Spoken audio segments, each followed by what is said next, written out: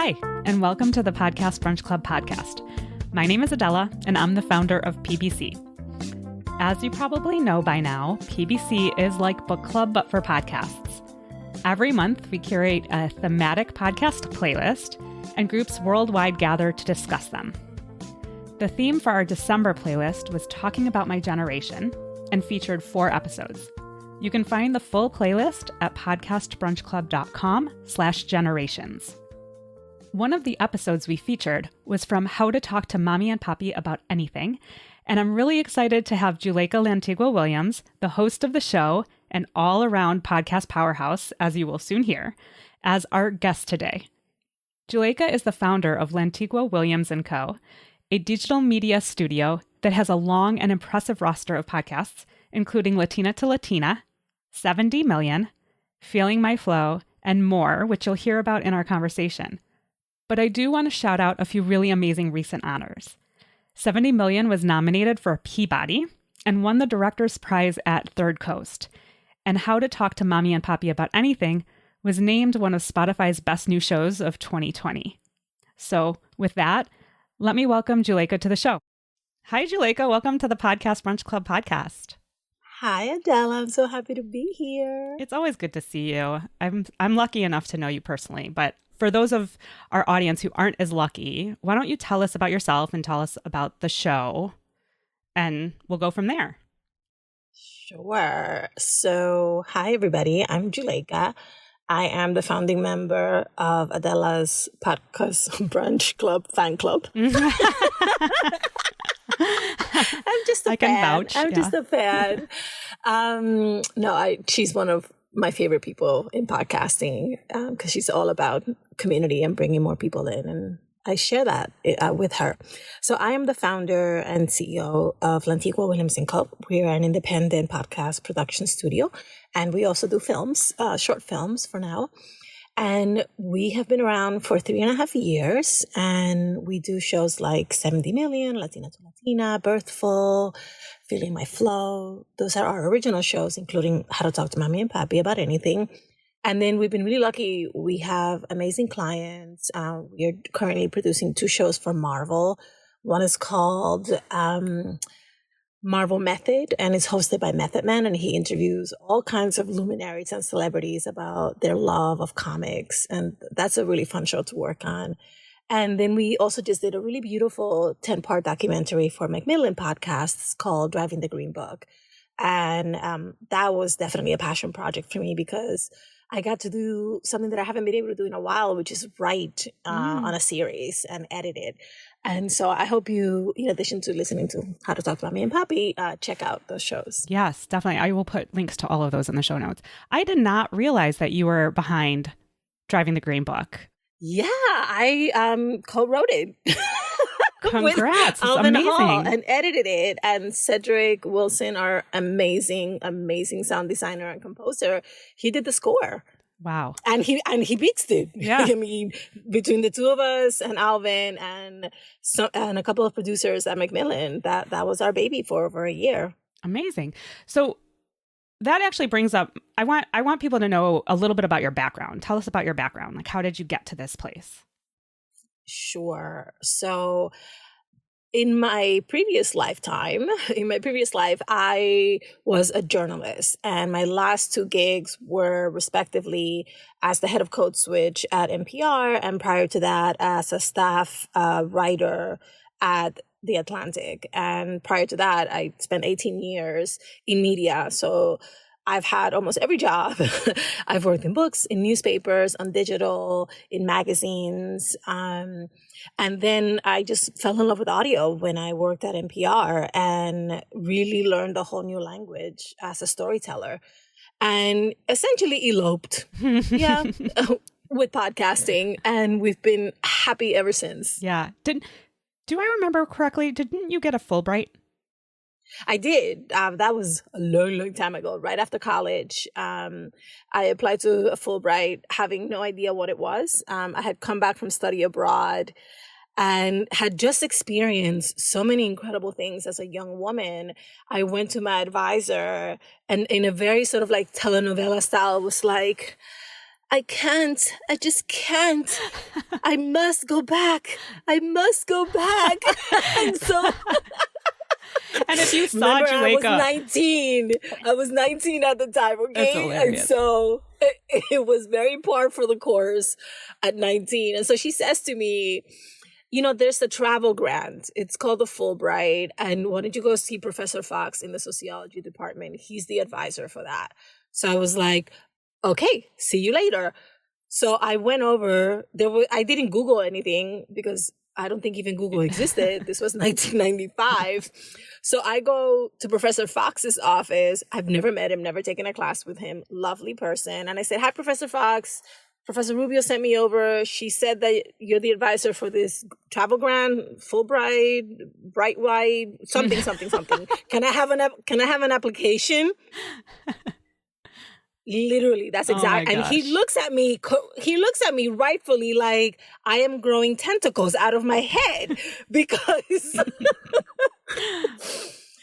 I get like, he's looking at me like probably thinking you don't know the name, but you want to apply for this thing. And so he sort of like says to me, okay, well, you know, there are some prerequisites for this. And I said, okay, sure. What are they? So he's like, oh, you have to have a XY, 3.0. And I was like, I have that. You have to speak a foreign language. I have that. And you do it. And I was like, great. Okay. So where's the application? So the lesson in that is, just do it. Sometimes you just have to do it, and you have to do it with good reason, right? Like, had I Googled it, if it existed, had I talked to anyone about it, I probably would not have applied because I would have been so intimidated. Yeah. And then it was just an insane process. I mean, it took 3 months to do the application because it probably is still pretty intense. But then this biology major and I made history as the first time our college had received 2 Fulbright scholars. And where'd you go? In the same year. So I went to Skidmore in Saratoga Springs, New York. Okay. Wow. Yeah. I mean, so I think everybody can get right now just from those couple of stories and like some of the names you just dropped, like Juleyka is a serious powerhouse. Like this woman is like no nonsense. She is like one tough mama. And like, it's really very exciting to have her on the show. So, but I want to loop back around to the show, right? The podcast that we're featuring this month, How to Talk to Mamí and Papí About Anything.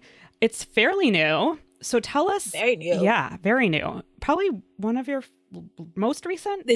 It's the most recent original. So we've since we launched How to Talk to Mamí and Papí About Anything, we did bring on an already existing show called Birthful. Right. So technically in the roster, Birthful is the newest one, but Birthful has been around for 5 years. Got it. So in terms of chronology, this is our newest show. And it started similarly. So I'm starting to see a pattern. Is this going to turn into therapy?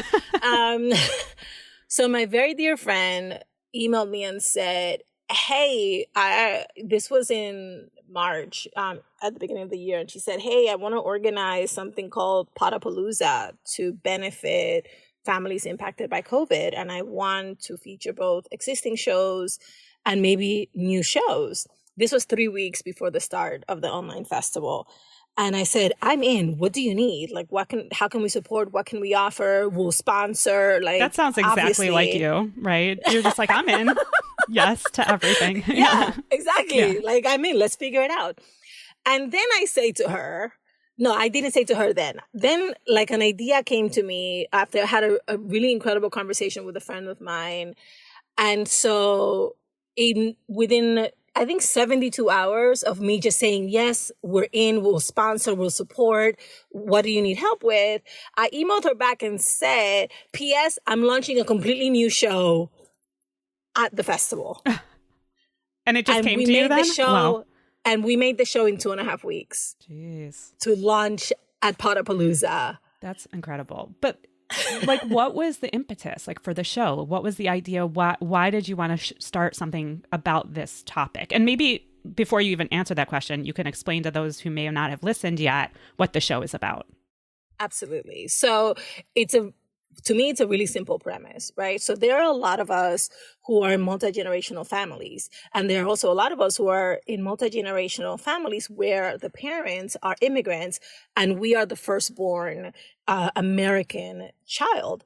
And that creates all kinds of communication challenges and also of cultural challenges, honestly. And so in the show, we have 3 parts. So it's 20 minutes. I made them very compact because I know that this is supposed to be a tool. You know, this is not where you come for answers. This is where you come for tools for then you go and figure out what the dynamics are in your own life. And so the first part is what we call the testimonial. And it's about 5 to 7 minutes of a person sharing their story and just saying, you know, here's what's going on between me and my dad. Here's what's going on between me and my mom. Or here's what's going on between my siblings and my parents. And so they just give us that story.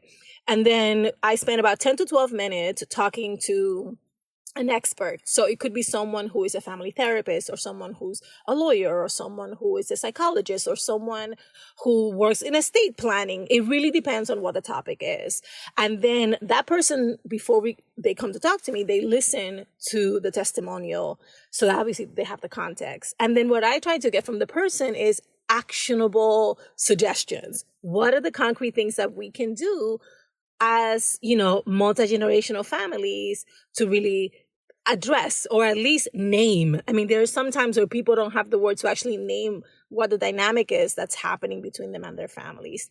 And so then the last 3 minutes, I basically spend summarizing, you know, so I just give like a crib notes of, okay, so here are the top 3 things that the expert has suggested you do. Mm-hmm. And that's it. Yeah. You know, and so the premise of the show is really simple because, so I should just also confess, I'm really a social scientist by training. I was a political science major in college. And, you know, I have a master's in journalism. I have a master's in nonfiction writing. So my subject has always been people. My subject has always been relationships at the macro level and at the micro level. And so I was talking to my friend Sandra. That's not her real name. That's the name that we're using in the show. She's the very first episode. And I've been friends with her for 25 years. She's the godmother to my children, an amazing, gifted playwright. I'm talking to her, and this is early March, right when New York, she lives in New York, where I used to live, where I'm from. This is in March at the beginning of the pandemic. And we're just talking, catching up. How are the kids? How's work, etc. And she tells me that her 70-something-year-old mom, who is married to her retired 70-something-year-old stepdad, who usually spends winters in Florida, has just called to inform her that because the governor is about to shut New York down, she's going to get in a car and drive to New York. Okay. And she's like, no. Right. Yeah. But she's like, no, in every possible way that you can say no. Yeah. Right? And she calls her brother to try and intervene. Yeah. She calls cousins. She calls everyone in the family to try and intervene and say, this is a horrible idea. So it appears that they're not going to do it. They're going to stay put. Then within 24 hours, she gets a call that they're in Georgia, that they've already started driving. And so as her friend, I immediately go into overprotective mode, right? And so whereas in the first conversation, my response was, well, if she wants to accelerate her own death, so be it. Honestly, I'm a tough love kind of person. I love hard, but I also don't have any room for BS, especially when it puts your family in physical danger. Mm-hmm. So then the second conversation was more like, okay, well, you know what? She has a right to make bad decisions. She's a very competent woman. She's gone her whole life making decisions for herself. And the fact that her husband is going along with this tells you everything you need to know. So here's what you do. You don't let her into your house. You tell her you can be wherever you want to be. You can do whatever you want to do, but you don't come this side of my door because I have two teenage children in my house and I also have to protect myself. Mm-hmm. Right. Mm-hmm. And of course, she was like, I can't do that. Right. Are you crazy? Right. How am I, this is my mother that we're talking about. How am I ever going to do that? Right. And so having the conversation with her made me realize that even in the face of actual mortal danger, there are these cultural norms that we cannot get past. Right. And then using that framework, I started thinking about all of the other times that I myself have faced those situations, that other friends have faced that situation. And then it just became so clear to me, we need to talk about this. And we need professional help, right? Like that's yes, part of exactly, what, because we clearly have not figured it out. We continue to have the same problems and have the same conversations with our parents over and over again. Yes, for sure. Yeah, and we should say that Adela was on the show. She was one of my first friends who I cajoled into coming on because I wasn't sure if this was going to Yeah, you put out a call well. and I responded. You know, I am also a first generation American, and you know, there are some it was a really good idea. It is a really good idea. And it was really interesting to just like hear the expert's perspective on sort of my relationship with my father. So yeah, your episode did really well too, because it came early on at a time where those kind of political intergenerational dynamics were really coming to the fore. I mean, it exploded. I mean, and we saw in the election that that whole thread really exploded. But I thought your episode was fantastic because politics is one of those taboo subjects. Right. Yeah. You know? Yeah. So in terms of the testimonial part, was there sort of a conscious decision that you made? Because I know, because I was on the podcast, that you intentionally cut out your question, like cut out your voice from that sort of, and you know, now it's very clear that you're calling it a testimonial. Was there a reason that you wanted to do it that way rather than just have it more be like an interview? Oh, yeah, it was very intentional because I felt that a person is the best qualified person to tell their story, right? And so my job when I am talking to interviewees who are going to be featured as testimonials, my job is just to give them sort of like a guide. You know, like, because everyone doesn't think in story form. Everyone doesn't naturally narrate things in the order in which they should be narrated. And so when Virginia, our producer on the show, when she does the prep, we follow a certain chronology based on what they say they want to talk about. And then, of course, we edit that because, you know, I talk to them for 20 minutes and we get 5 to 7 minutes out of it. But I was very intentional in one, letting the person just tell their story. But then two, I really wanted listeners to hear that person and go, oh my God, that's me. Or that's my sister, or that's my friend, or that's my husband, right? And so also I wanted to take myself out of that so that the listener could have that one-on-one experience with the person who's telling a real life story. Yeah, right. Yeah, I mean, so you've spoken to quite a few people who are struggling with talking to their parents about some issue, right? Like at this point, how many episodes do you guys have? I think we're at 35. That's a lot for not that long of a time. So I guess my question is, why do you think it's so difficult to talk to your parents? And one of the things that your guest on the episode that we listened to said is that her parents are projecting their fears onto her, and that she was having a hard time kind of squaring that circle. So is that a theme that you see kind of throughout the discussions you've had with other people, is that it's mostly about projecting fear? Yes.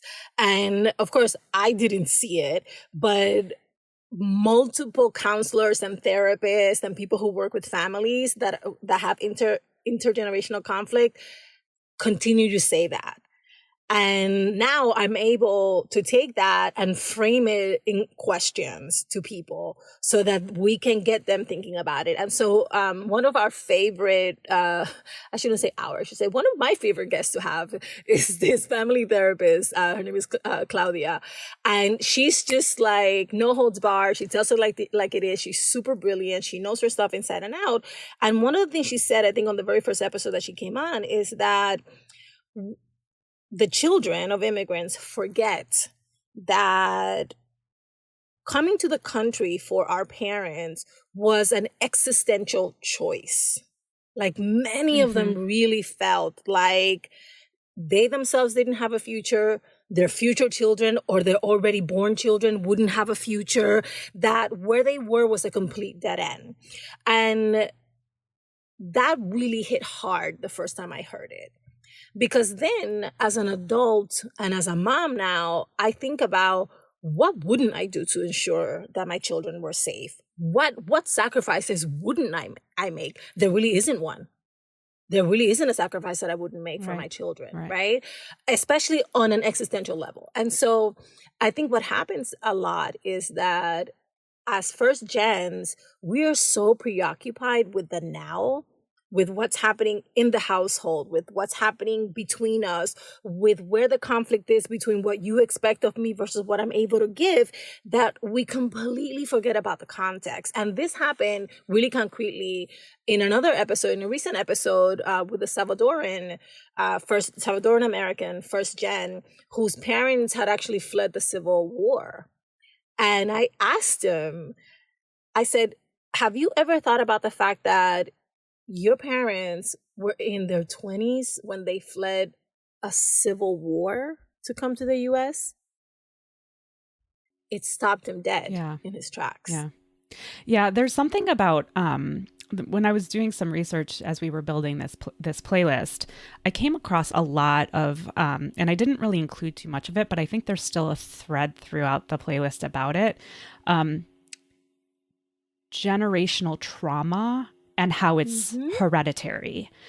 Yep. And so, I mean, they speak a lot about it through violence, right? Domestic violence, but also, like Holocaust survivors and how children of Holocaust survivors sort of inherit the trauma that their parents underwent. And so there's also that. And the other thing that you made me think about is, so in my case, for example, my parents didn't leave their home countries. My father is Israeli, my mother's British, but they didn't leave their home countries for existential reasons. But I think a lot of people are in this boat in that they left their countries to pursue other opportunities with the intention of going back at some point, and they didn't. And that in and of itself is a little bit traumatic for my parents, or at least for my father. And that sort of then I inherit it. And so there's like, and I just see it in him right now. He's 80, and I see sort of this like oddness, not odd, it makes 100% sense, but there's this real nostalgia for where he came from without kind of like realizing that the country that he loves and remembers is not the same country now. He just sort of like froze it in time. And yeah, I can imagine a lot of children of immigrants also experiencing that, where it's not necessarily you're fleeing a civil war, but you're intending to go get some sort of opportunity with the intention of coming back. And then there's that, you didn't go back because life just carried on. And so. No, there's a sense that you didn't complete the mission. Yes. Right? Yes. Like you set out with this grand mission, willing to put in the work, willing to make the sacrifices. But then the third and final arc of the mission, you're never going to get to do it because the story changed so much and because of your life choices that you're happy with, but you still feel that sense of incompleteness. Yeah. Right. And so I understand that fully because my mom was actually able to go back to Dominican Republic and retire there. But she spent 30 years brick by brick building a little house, making sure that she would have a little garden to tend. Right. And so the way that she delayed that sort of third arc, but was able to eventually accomplish was that every year she was making a little bit of progress toward that goal. And she misses us terribly, but she is safer there. She is happier there. The cost of living is such that we can support her, right? Because my mom, she was raising 4 kids, so she was never really able to be fully in the work economy. So she doesn't get a Social Security check, And so for her, the journey that she started, in 1986, when she married my stepdad, my dad passed when I was 7, when I was 10. No, when I was 7. When I was 10, we moved to the U.S. My sister was 7. I know, I'm old. #I'm old. So she was able to complete it. Yeah. Right. And she takes great satisfaction in saying, my children, they all have families, they all have college degrees, they're all middle class, they're all happy with the work that they do. This is the product, this is my success, is basically how she says. Yeah. My success is having these 4 children who are, they're good people, they're decent people, they're loving people, and it's very satisfying for her. Yeah. So as you've talked to so many sort of children, right? For the most part, you're talking to the children about their parents and that. How are you, like, you have children of your own, right? You're a mom to how many? To 2. 2. About to be 11 and just turned 9. 2 boys. Yeah. So is this reframing the way that you think about how you raise your children, or? Constantly. Yeah. Yeah. No, it really is. And what I have to do, because they're so young, I have to figure out, okay, so how do I make a behavior that reflects this new understanding, but that is age appropriate? So that's like the challenge for me, that I have to be translating what my intent is, but in a way that comes across to them. So for example, one of the things that we never talked about in my house was making mistakes and failing, right? Because totally. you just succeed. Like, what is this failure business? Yeah. Like, why didn't you get an A? What's this B plus, right? You know that. And so my parents, my mom and my stepdad, who are salt of the earth people, never modeled for me or for my siblings what it's like to fail at something, right? And then go through the process of experiencing that and then moving on and doing something else. Yeah. Right? Yeah. And so one of the takeaways that I have with my kids is that I am constantly, in age appropriate ways, modeling not just failure, but tripping over, falling down, getting up and going again. So concrete example, I just finished this, this is going to be really funny because it just makes me laugh every time I see the scene in my head. But I just finished this really intensive 8-week program at Stanford, which is like a Latino business incubator. And I mean, it was so, I had work, like graduate level work every single week. And at the same time, my kids are doing distance learning. And what happens is if they miss an assignment, I get an email. So when I get that email, I go up to them and I go, "Hi, see this email? Go finish this assignment," right? And so that's just like part of how I'm keeping them focused. I got an email from my professor that I missed an assignment. So you know what I did? I marched right over to them and I said, "Look, I got an email from my professor that I missed an assignment." Nice. And they laughed so much. Yeah. Right? Like, mom's not perfect and it's still okay. Right. Yeah. And then I said, so I need support today. So we have to do bath time and dinner time really quickly because I need to go finish this assignment. Yeah. And sure enough, I reiterated that message that evening up until the time that I put them to bed. And I was like, all right, I'm going to go to my office. I'm going to finish this assignment. And then the next morning, first thing they heard from me after good morning was, "Yay, I got my assignment in. Yay." Right? Yeah. Because I'm trying to demystify how success happens for them. Yeah. Right? Like you stumble and you fall, you stumble and you fall. And the success is in getting up and trying again. And so that's like one of the things that became really clear to me, that I have to model not just, "Oh, mama's running her company and mama has a wonderful team of people that she works with."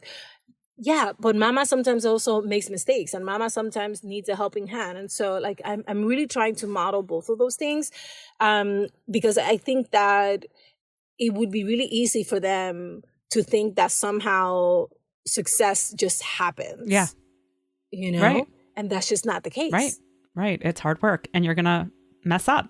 I mean, like, all the time. I really think that there's no success without failure. There's like zero, nobody has ever succeeded without first failing many, many times. You know, it's just impossible in my mind. So I'm wondering, so you have a company, it's called Lantigua-Williams and Company, your last name. And I know that that's a huge risk. That's a big risk to start your own company. So as you made that decision, I'm wondering, like, did you think about your parents at all as you make big decisions in your life like that? And like, did you struggle at all with how your parents might react? I mean, I know you're a well-established adult, but I am also a well-established adult. And I will tell you that almost every big decision I think about making in my life, I do sort of in the back of my mind think, what will my parents think? It's true. I mean, I like well-established adults. It's better than grown-ass person. It's a slightly elevated version. No, I think about, so when I make big decisions like that, I think about, how do I reassure her that we're going to be okay? Right? Mm-hmm. Because in her mind, you know, I have my college degree. I have 2 master's degree. My husband is an engineer. Like, in her mind, we're successful. Like, if we just keep doing what we've been doing, we're great, right? Because that is all we needed to succeed. And I think it's really satisfying for her to know that she played an incredibly important role in getting me to this point. So I think part of it is also like, why? Why would you start over? Like, you're good. You've spent the last 30 years in pursuit of success and you already have it. Like, what are you doing?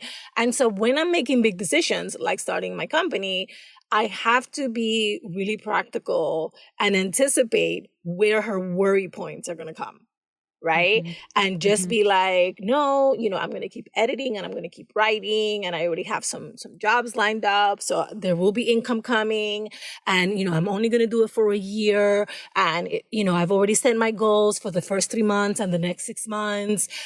So I think that when I approached it that way with her, all she said was, you got this. I believe in you. You can do anything you want. You are one of a kind. You know, the same pep talk she's been giving me since I was 12. Yeah, totally. I mean, that makes a lot of sense. In fact, one of the other episodes we listened to as part of the playlist was from Nancy. Mm-hmm. And it was, she went back to Taiwan to kind of, with her mother, and talked to a queer woman in Taiwan about her own interaction with her parents as she came out, right?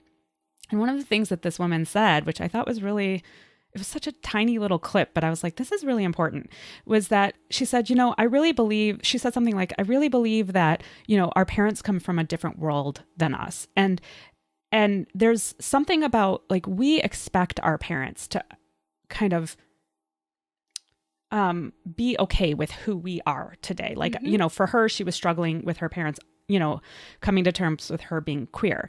But in a lot of respects, it's also about the child understanding that our parents have limitations and extending them the same courtesies that we expect them to extend to us. Exactly. You know, like, not expecting them to change, because you don't want your parents to come to you and expect you to change. So kind of coming to some sort of middle ground of being like, well, my parents are who they are, and I want them to accept me, so I also have to accept them. Yeah. But I think also it for me, and this happened when I became a mom, immediately, it's not just the acceptance that they're different. I think that we really have to cultivate a deep appreciation for how their strengths are also different than our strengths, right? Mm-hmm. And I think that this happens because every child thinks that their mom and dad is a superhero, and somehow they have superpowers, and this is how they manifest your life because they just have these superhuman abilities.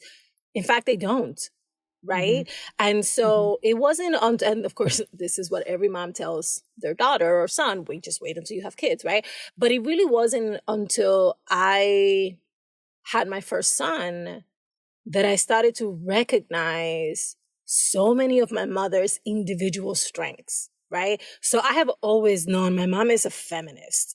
My mom is a woman who worked 4 jobs, you know, when she and my stepfather separated. My mom put 4 kids through college by herself, right? Like, my mom has these really superhuman abilities, but it wasn't until I was with my own child every day in and out that I started to really recognize where the hundreds and thousands of smaller superpowers were that she had.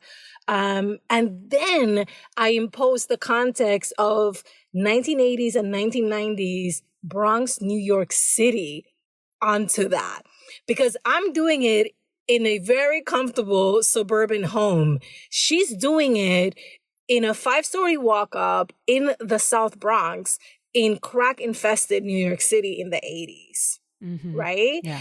And then you really start to get perspective. And I'm learning from the show that a lot of the times just asking someone, have you thought about this context for your parents? From there. Just asking them that is Yeah, enough to like open up a whole separate conversation about it. Yeah. Yeah. It's almost like you're right. It's like there's almost a dip, right? So as children, as small children, you know, obviously you idolize your parents. You think they're the best things. They know everything. They're the smartest people in the world. Mm-hmm. But then there's a point where I think that turns, right? Like you're like, oh, my parents are human. They don't know anything. They can't get with the times. Like I know everything better than my parents. And then almost it's like, sounds like, you know, once you start, you know, maybe when you have kids, I don't have kids, but I think I've started to appreciate my parents a lot more at a certain point where you start to like, oh, wait, my mom was my age when she went through this thing. And then you start to be like, oh, wait, no, they are kind of superheroes. So there's this, you know, like U shape of. Absolutely. Yeah. Absolutely. Yeah. My mom was, okay. So when my mom had me, she was the age that I was when I graduated college. Yeah. Now, thinking about who I was when I graduated college and thinking about having a child, I throw up. Like just thinking about that.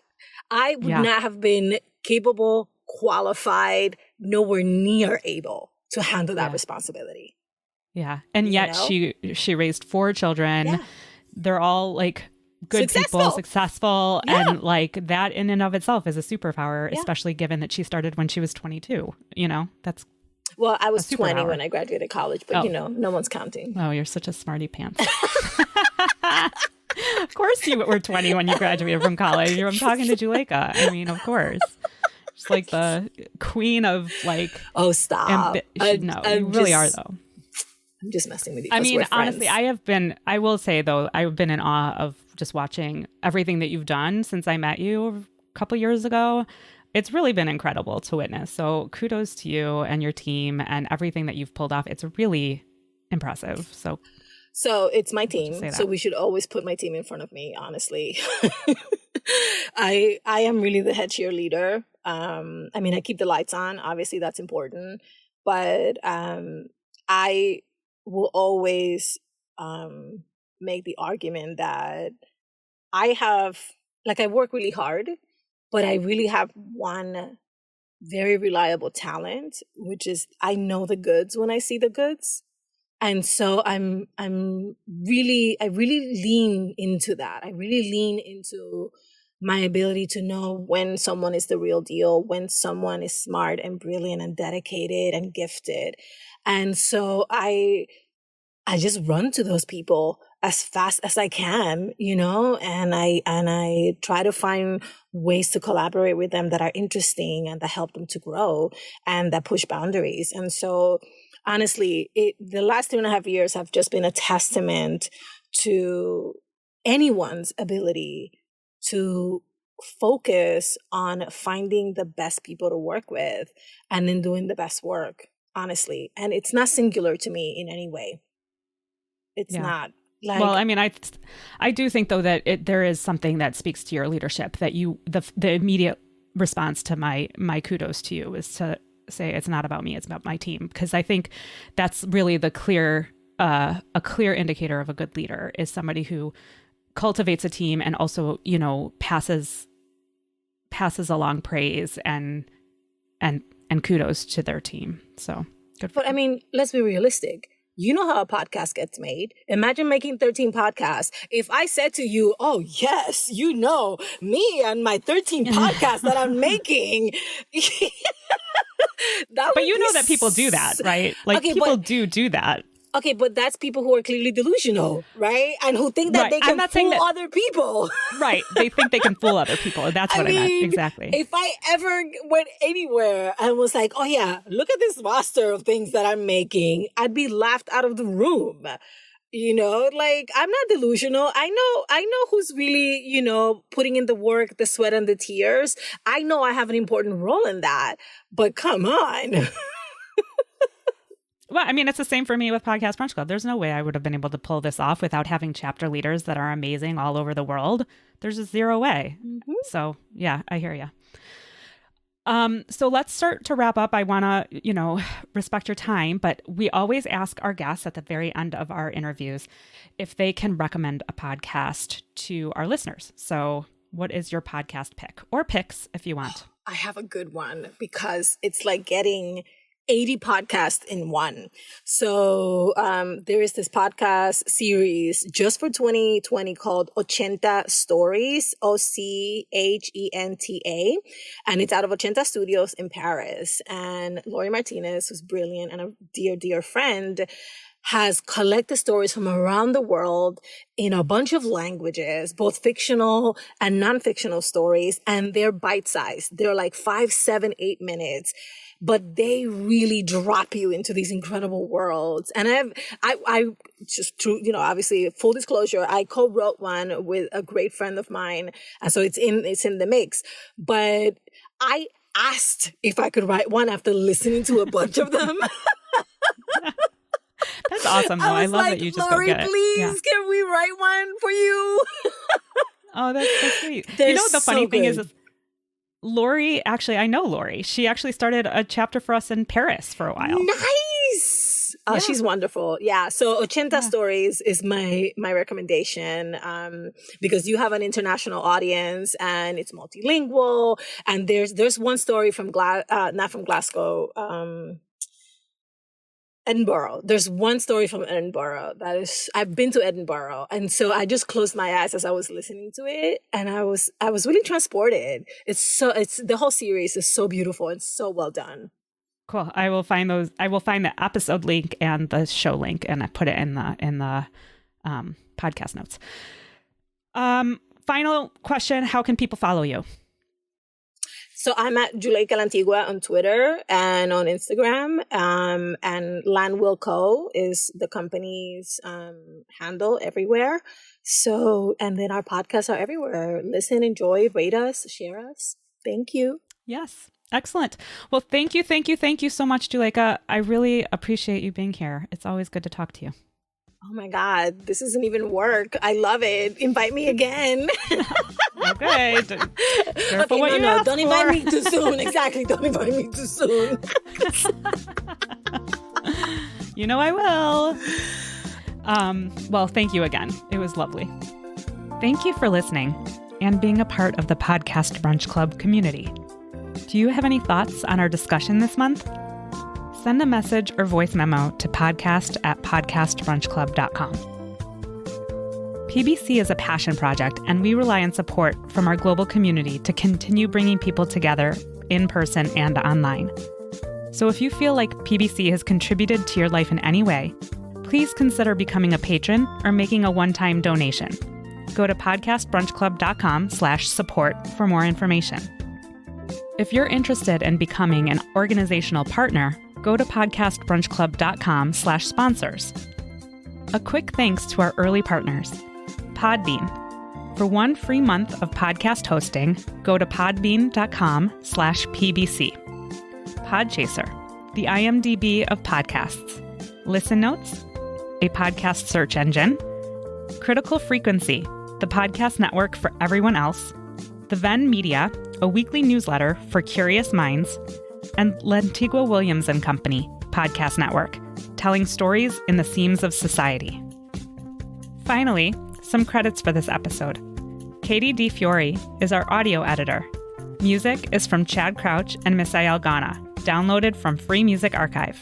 I'm Adela, founder of Podcast Brunch Club, and as always, thanks and happy listening.